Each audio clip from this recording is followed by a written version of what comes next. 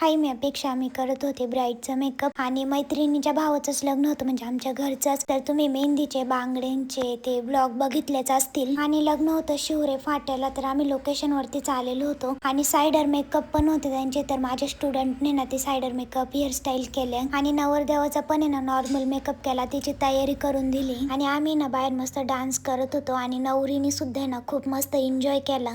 आणि आम्ही पण आहे ना या लग्नामध्ये ना खूप जास्त एन्जॉय केलाय, म्हणजे पार बांगड्यांपासून पुऱ्या, हळद सगळ्याच गोष्टीमध्ये ना आम्ही नवरदेवाच्या सोबतच होतो. आणि तुम्ही मेहंदीचे ते ब्लॉग पण बघितले असतील. आणि लग्नामध्ये ना आपले फॉलोअर्स सुद्धा भेटले होते, तर त्यांना भेटून पण आहे ना खूप भारी वाटलं. म्हणजे आपले व्हिडिओ कोणीतरी एवढ्या आवडीने बघतं, ते सांगते आपल्याला की व्हिडिओ खूप भारी राहते, असं खूप भारी वाटतं ते ऐकून.